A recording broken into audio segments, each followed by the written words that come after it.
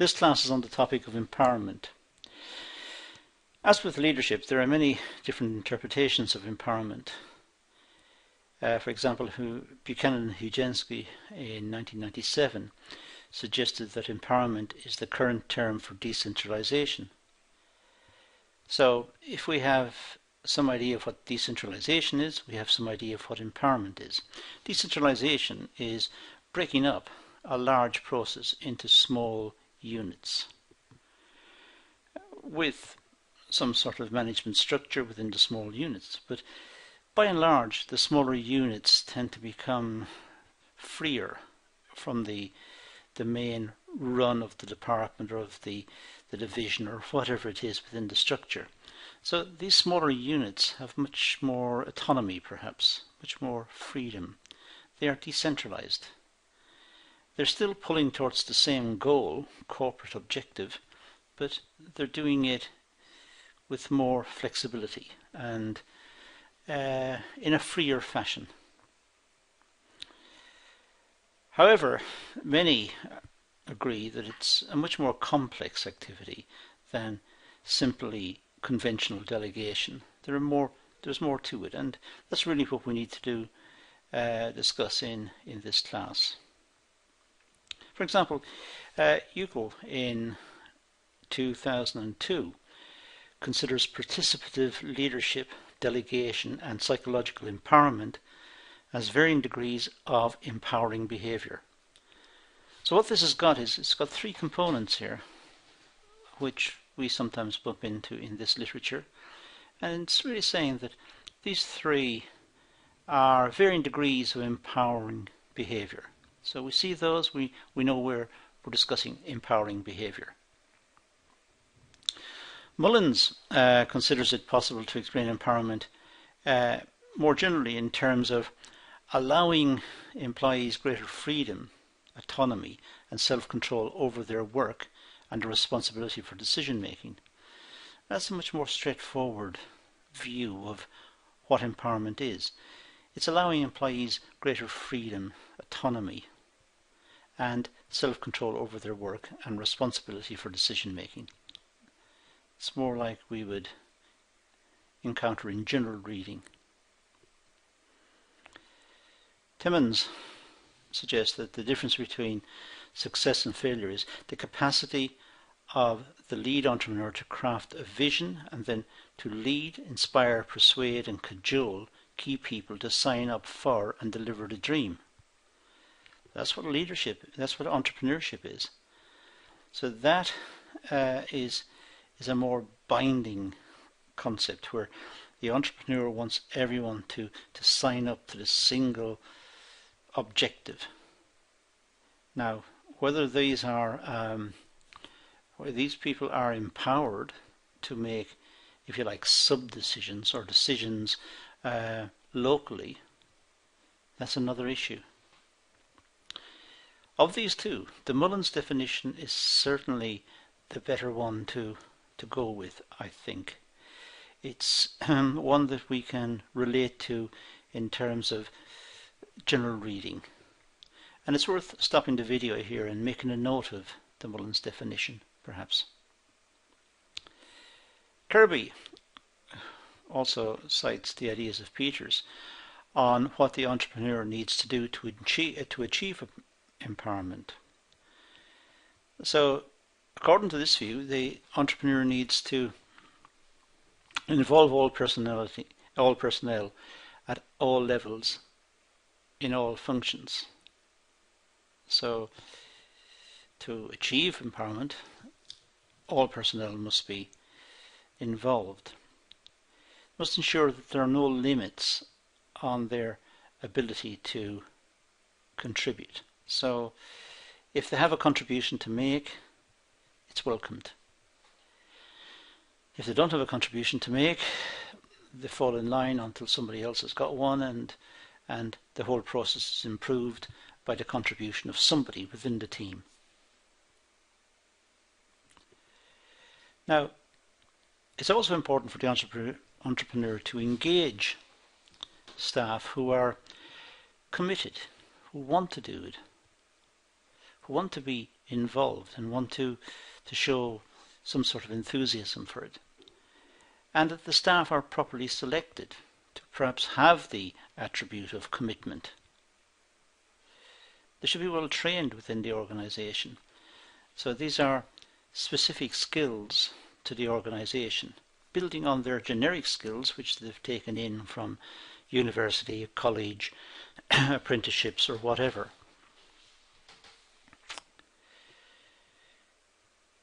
The staff must be appropriately supported. If they have got good ideas or if they're engaged, they should be encouraged and supported in those.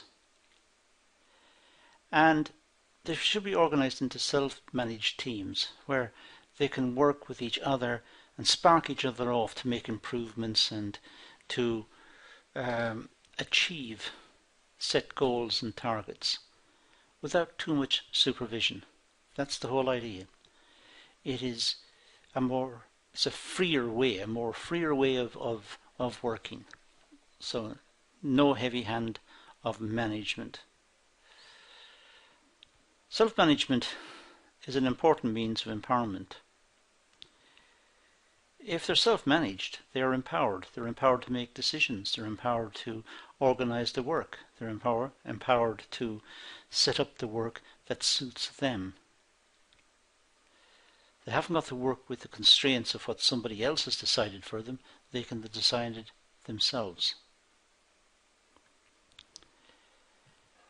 Based on research, Cohen and Bailey says self-management is most appropriate for teams that perform the same type of operational task repeatedly, have a relatively stable membership over time, and are composed of members with similar functional backgrounds. So there's a degree of homogeneity about it. The self-managed team must be a team. They must relate to each other, and in order to relate to each other they must have a lot in common. So they must be able to work together and over time build a rapport and build a camaraderie that is able to push them on into the future. Large firms often operate with functional or self-managed teams, and they also develop cross-functional teams. So they have some teams which are working on specific projects and other teams which are perhaps working on 2 or 3 projects across the range of activities. And this, of course, is said to improve coordination and increase the firm's capacity for creativity, because ideas are able to flow between one centre and the next. The cross-functional teams are able to bring those ideas across. Self-managed teams are difficult to manage because each function has a different language, way of thinking, set of objectives and priorities. Self-managed teams become their own culture almost. It's a microculture. They have their own language, the language of the components and the processes that they use, and which perhaps an outsider would find difficult. They would have to be trained in that way. So they're difficult to manage because it's difficult for an outsider, perhaps a senior manager, to understand exactly how it's running in that particular section. However, self-managed teams are believed to possess a number of advantages over managed teams by an imposed team leader. For example, self-managed teams are supposed to have greater commitment, improved quality, improved efficiency, greater job satisfaction, greater flexibility, and lower labour turnover and absenteeism. People are more committed, they're more interested, so they make a greater effort. Kirby identified the role of the external leader in developing the self-confidence of the self-managed team members, and then remaining responsible for setting the direction by communicating objectives, priorities, and articulating a vision of what might be achieved. So Kirby is talking about the role of the external leader, somebody outside of the team, developing the self-confidence and the self-management and of the self-managed team members, and then remaining responsible for setting the direction by communicating objectives and priorities and articulating a vision that might be achieved. So the self-managed team must have a direction. It must be aiming at something. And that might be given by a member external to the team, perhaps a senior manager. So the senior manager says, achieve the following,